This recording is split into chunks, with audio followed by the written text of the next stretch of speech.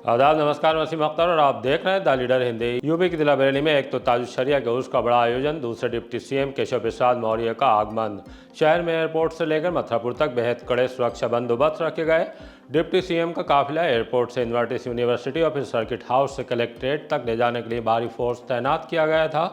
Deputy CM ने नारी शक्ति का वंदन करते हुए विपक्षी दलों को महिला आरक्षण बिल पर कटघरे में खड़ा किया। कुदैशिया पुल पर आधी रात के बाद बेहद खतरनाक एक्सीडेंट हुआ है। महिला की जान चली गई। पति और 2 बच्चों की हालत सीरियस है। होमगार्ड और एक सहायक अध्यापक को भी हादसों ने छीन लिया है। गैस नहीं मिलने पर एजेंसी पर हंगामा हुआ है। एक बड़ी कॉलोनी पर बुलडोजर एक्शन हुआ है। पुलिस और प्रशासन के आला अफसर महिला रिक्रूट को भोजन परोसते दिखाई दिए हैं। खबरें और भी हैं, आइए सभी की तफसील बताते हैं। डिप्टी सीएम के आगमन से महिलाओं के प्रतिनिधित्व पर बहस। 6 घंटे डिप्टी सीएम केशव प्रसाद मौर्य शहर में रहे। महिला आरक्षण विधेयक संसद में पास नहीं होने को लेकर जन आक्रोश महिला सम्मेलन का आयोजन इन्वर्टिस यूनिवर्सिटी में किया गया। डिप्टी सीएम का महिलाओं पर ही फोकस रहा। 2027 में बतौर टिकट की दावेदार महिलाएं उनके कार्यक्रम में दिखीं और मंच पर उन्हें जगह भी दी गई। इनमें बरेली से 8 बार के सांसद रहे संतोष गंगवार की सुपुत्री शिवृद्धि गंगवार का नाम प्रमुखता से लिया जा सकता है। हालांकि उनकी तरफ से भी इस तरह का कोई ऐलान नहीं किया गया है, लेकिन उनके चुनाव लड़ने का चर्चा राजनीतिक गलियारों में बहुत ज्यादा है। महिलाओं को चुनाव में टिकट देने को लेकर डिप्टी सीएम से सवाल भी हुआ, जिस पर उन्होंने कहा कि पार्टी नेतृत्व तय करेगा। वो इस दौरान समाजवादी पार्टी और उसके सुप्रीमो अखिलेश यादव पर काफी मुखर रहे। पश्चिम बंगाल में ज्यादा मतदान को लेकर कह गए कि 4 मई टीएमसी गई, 4 को ही राज्यों के चुनाव का परिणाम आएगा। टीएमसी की सरकार के विरुद्ध जबरदस्त महिलाओं में गुस्सा है और 90% से अधिक मतदान पहले चरण के चुनाव में हुआ है। और मैं यह भी कह सकता हूं कि पश्चिम बंगाल में जब 4 मई को वोटों की गिनती होगी तो आधी आबादी के आशीर्वाद से 4 मई टीएमसी गई का जो नारा है वह पूरा देश दोहराने का काम करेगा और जिन लोगों ने महिलाओं का विरोध किया उनको सत्ता से हटाने का काम करेगा। अपर्णा यादव ने जिस तरह से समाजवादी पार्टी और कांग्रेस का झंडा चलाया था, क्या वो ठीक था? अभी समाजवादी पार्टी जब प्रत्याशी बन करके महिलाओं से वोट मांगने के लिए जाएंगे तो महिलाएं इनको दौड़ाएंगी। अब पश्चिम बंगाल में ये शुरू हो गया और श्री अखिलेश यादव जी की हिम्मत नहीं पड़ी। वो दिल्ली प्रदेश में जब विधानसभा चुनाव था तो आम आदमी पार्टी का समर्थन किए और वहाँ भारतीय जनता पार्टी का कमल खिला और श्रीमती रेखा गुप्ता जी वहाँ मुख्यमंत्री हैं। इन्होंने बिहार में जाकर के आरजेडी का समर्थन किया तेजस्वी यादव जी को मुख्यमंत्री बनाने के लिए। तेजस्वी यादव जी मुख्यमंत्री तो नहीं बन पाए, लेकिन राष्ट्रीय जनता दल चारों खाने जीत हो गया। इन्होंने टीएमसी का समर्थन दिया है। अब टीएमसी भी विदाई की बेला में 4 मई को जो वोटों की गिनती होगी तब वही हश्र टीएमसी का भी होगा, जो हश्र आम आदमी पार्टी का हुआ, जो आरजेडी का हुआ, वही टीएमसी का होने वाला है। और 2027 में उससे भी बुरा हश्र समाजवादी पार्टी और श्री अखिलेश यादव जी का होगा। अखिलेश यादव ने कहा कि समाजवादी पार्टी के नेताओं और कार्यकर्ताओं के साथ बड़ा अन्याय हो रहा है। श्री अखिलेश यादव जी एक अत्याचारी शासक के रूप में 2012 से 2017 तक उत्तर प्रदेश को रौंदने का काम किया था। उस समय जनता नारा लगाती थी, जिस गाड़ी में सपा का झंडा उस गाड़ी में बैठा गुंडा। और सपा के लोग कहते थे सपा का नारा खाली प्लाट हमारा। जी हाँ, दंगा नहीं होता। आज जहाँ सुशासन है, जहाँ शांति है, ये दंगे की आग में बरेली भी झुलसता रहता था, प्रदेश भी झुलसता रहता था और पूरा प्रदेश देश नहीं दुनिया में बदनाम था। परचम के जुलूस में सड़कों पर दिखा भारी फोर्स। ताजुश्शरिया के उर्स का आगाज देर शाम परचम कुशाई से हुआ। उससे पहले शहर में मोहल्ला शाहबाद के मिलन मैरिज हॉल और आदमनगर से परचम के जुलूस निकाले गए। जुलूस की सरपरस्ती काजी हिंदुस्तान के दामाद फरमान हसन खान फरमान मियाँ ने की। दोनों जुलूस जब दरगाह ताजुश्शरिया पहुंचे तो यहाँ परचम कुशाई की गई। इस दौरान उसमें हिस्सा लेने के लिए आए युवा बेहद उत्साहित दिखे। द लीडर हिंदी से उन्होंने ताजुश्शरिया की तालीमात पर बात की, नाते पाक पेश की। मुलाहिजा फरमाएँ। मोहम्मद अयान वाहिदी, कहाँ से है? हल्द्वानी जी। लोग आए हैं? हम हल्द्वानी में 1, 2, 3, 4 लोग आए। अच्छा, उर्स में हिस्सा लेने आए हैं? जी, उर्स ताजुश्शरिया में मैं पहली बार नहीं, मैं कम से कम 20 से 25 मरतबा आ चुका हूँ। कितनी उम्र है आपकी? मेरी उम्र 16 साल। 20 से 25 बार आ चुकी? 16 साल की उम्र। मोहब्बत है हुजूर ताजुश्शरिया से, हुजूर आला हज़रत से। कितने उम्र से आ रहे हैं? वालिदैन के साथ आते थे अपने? वालिदैन के साथ नहीं आते थे, शुरू से लेकर अब तक अकेले आए अपने दोस्तों के साथ। जब मैं पहली बार बरेली शरीफ आया था मेरी उस वक्त उम्र 7 साल थी। 7 साल की। तब किसके साथ आए? जब मैं अपने घर वालों के साथ आया था। हमारे हल्द्वानी में सैयद शाहिद मियां ज़हरी हैं जो खलीफाए हुजूर ताजुश्शरिया हैं। तो आज से तकरीबन कई साल पहले जब हुजूर ताज शरिया को खिलाफत दी तो उन्होंने अपनी आंखों से देखा कि जिस लैंग्वेज में सवाल आता, संस्कृत में, गणित में या हिंदी में, उर्दू में, जिस लैंग्वेज में हुजूर ताज शरिया उस भाषा में जवाब देते थे। ये शान है मेरे हुजूर ताज शरिया की। इसीलिए हम कहते हैं बस्ती बस्ती करिया करिया ताज शरिया कि दाग फुरकते तैबा कल्ब मुज़महिल जाता, काश गुंबदे खजरा देखने को मिल जाता। मेरे हुजूर ताज शरिया ने कलाम लिखा है। मोहम्मद शहजाद रज़ा, बरेली शरीफ। वल्लाह वल्लाह वल्लाह वल्लाह वल्लाह वल्लाह, जिंदगी ये नहीं है किसी के लिए, जिंदगी ये नहीं है किसी के लिए, जिंदगी ये नहीं है किसी के लिए, जिंदगी ये नहीं है किसी के लिए, जिंदगी है नबी के लिए। वल्लाह वल्लाह वल्लाह वल्लाह वल्लाह वल्लाह। जी अस्सलाम वालेकुम रहमतुल्लाहि व बरकातुहू। मेरा नाम फैसल है। हम बॉम्बे से आए हुए।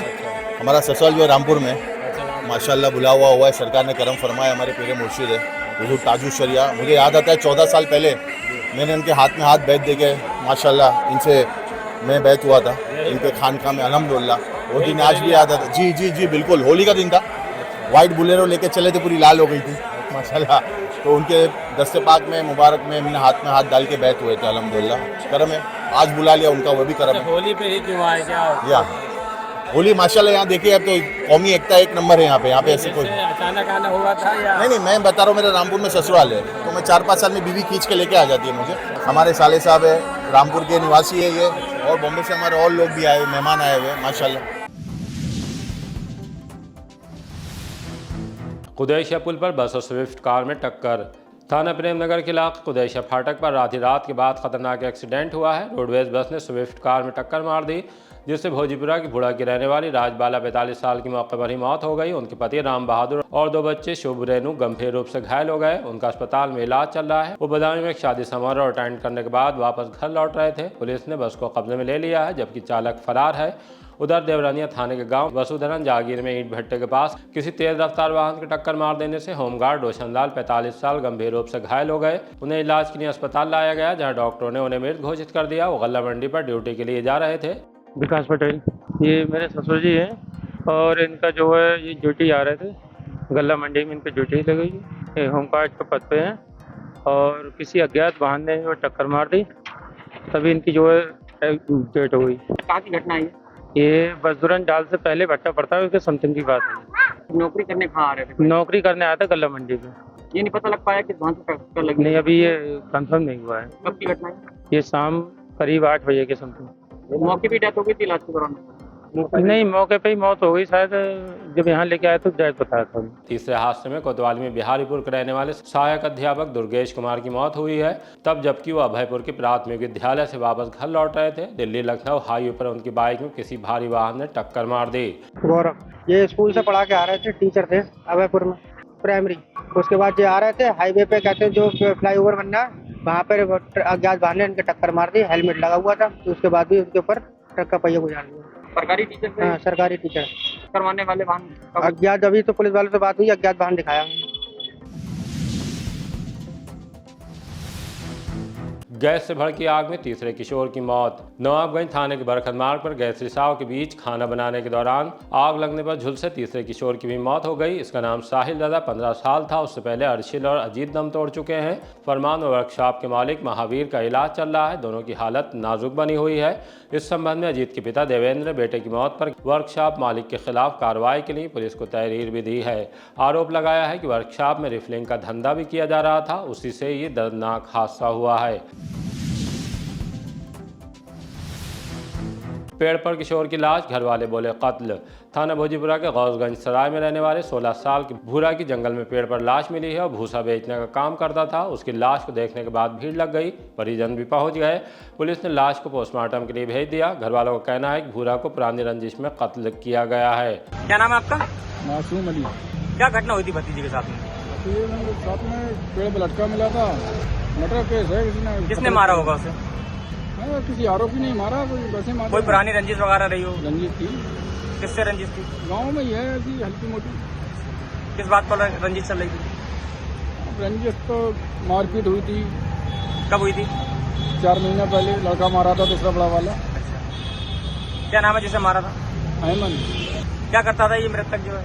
ये बस बेचता था, सड़क पर जा रहा था, 6 बजे घर पे मारा था। पति कश्मीर में पत्नी की घर पर मिली लाश। थाना कैंट के इलाके कांधरपुर से एक दर्दनाक खबर है। किराए के मकान में 5 साल की बेटी प्रिंसी के साथ रहने वाली आकांक्षा गंगवार की कमरे में लाश मिली है। उनके पति हृदय गंगवार फौजी हैं। वो इस समय कश्मीर के गुलमर्ग में पोस्ट हैं। उनकी बेटी ने पड़ोस में जाकर बताया कि मम्मी कमरे से कोई आवाज़ नहीं दे रही हैं। तब पुलिस को इत्तला की गई। पुलिस ने आकांक्षा की लाश को कब्जे में लेकर पोस्टमार्टम के लिए भेज दिया है। कैंट इंस्पेक्टर का कहना है कि सभी बिंदुओं पर जांच की जा रही है। पोस्टमार्टम रिपोर्ट सामने आने के बाद आगे की कार्रवाई की जाएगी। पति पत्नी में संबंधों को लेकर कहासुनी की जानकारी सामने आई है। ट्रेन से गिरे 2 युवक, एक का इल्जाम धक्का दिया। जंक्शन फतेहगंज पूर्वी में ट्रेन से गिरकर 2 युवक जख्मी हो गए हैं। इनमें एक शाहजहांपुर के रोजा थाने के हथौड़ा बुजुर्ग का रहने वाला शैलेश 35 साल है। वो कमिश्नरी में तारीख पर आए थे। अवध आसाम एक्सप्रेस में चेकिंग के दौरान पकड़ लिए गए। उनका इल्जाम है कि जुर्माना कम करने की बात पर टीटी से कहासुनी हुई और ट्रेन से प्लेटफॉर्म पर धक्का दे दिया गया।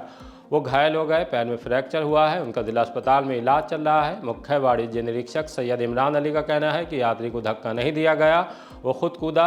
इस बात के प्रमाण मौजूद हैं। दूसरी तरफ फतेहगंज पूर्वी में टिसवा रेलवे स्टेशन के पास ट्रेन से गिरकर ग्राम बरकाटन, थाना गारू, जिला लातेपुर, झारखंड के इंद्रदेव 30 साल घायल हो गए। वो त्रिपुरा से रांची जा रहे थे। अत्यधिक भीड़ में गेट पर खड़ा होने के सबब हादसा हुआ। इंद्रदेव को जिला अस्पताल में भर्ती कराया गया है।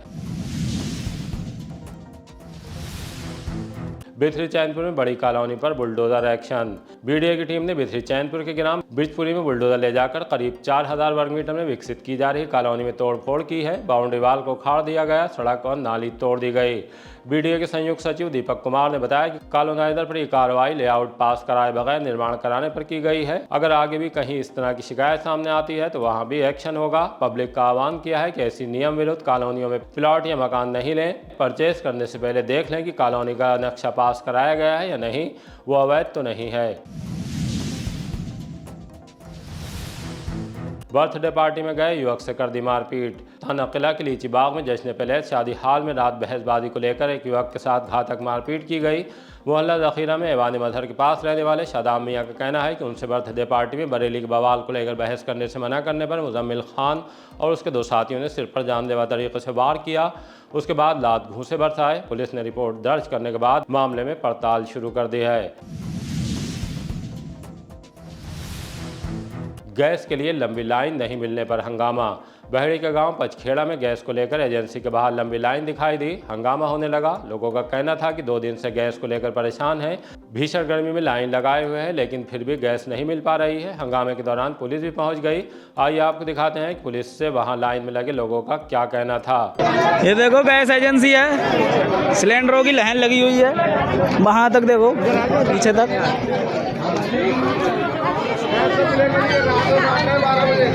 ऐसी आप दे दीजिए सर, बाद में चला बात कर रहे हैं ना, वहाँ बट तो रहे सिलेंडर।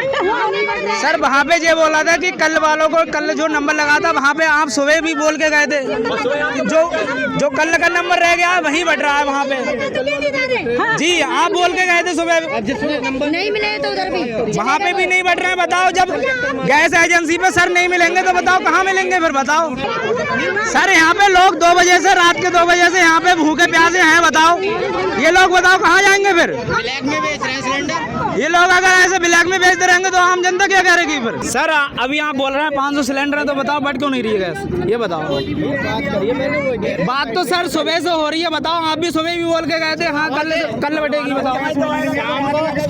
8 बजे के बाद में साइड लगातार चलेगी। अरे साइड का मतलब क्या होता है? पहले भी घर पे बुक करते थे, नहीं करते थे अपना लोग, फिर जाती थी नहीं जाती। आज क्या मतलब होता है? नंबर लिखते ना सिलेंडर देते वालों को भी नहीं मिली है। हमारे 15 दिन से चक्कर मार। ये लोग एजेंसी वाले, ये लोग ये बोल रहे हैं कि घर घर पहुंचाएंगे। बताओ एजेंसी पे नहीं दे रहे हैं, घर की क्या गारंटी है इनकी, बताओ। अफसरों ने पहले परोसा फिर खुद खाया खाना। पुलिस लाइंस के परेड ग्राउंड में रिक्रूट महिला आरक्षियों के लिए सामूहिक भोज बड़ा खाना का आयोजन किया गया। इसका मकसद महिला आरक्षियों में उत्साह का संचार करना और पुलिस परिवार में सामूहिक एकता की भावना को मजबूती देना था। मुख्य अतिथि के रूप में हिस्सा लेने के लिए एडीजी रमित शर्मा भी पहुंचे। उनके साथ commissioner Bhupendra S Chaudhary, DIG Ajay Kumar Saini, DM Avinash Singh, SSP Anurag Arya भी मौजूद रहे। सभी अफसरों ने पहले महिला आरक्षियों को खाना परोसा, उसके बाद खुद खाया। सभी रिक्रूट महिला आरक्षियों को पासिंग आउट परेड के लिए अग्रिम शुभकामनाएं दी। इस मौके पर आरटीसी से जुड़े करीब 150 कर्मियों को उनके उत्कृष्ट योगदान के लिए प्रशस्ति पत्र देकर सम्मानित किया गया। इसी तरह की ताज़ा अपडेट जानने के लिए देखते रहिए द लीडर हिंदी। विदा लेने से पहले हमारी आपसे गुजारिश है कि हमारी रिपोर्टिंग पसंद आ रही है तो खबरों को शेयर कीजिए और हमारे चैनल को सब्सक्राइब करके हमारा हौसला ज़रूर बढ़ाइए।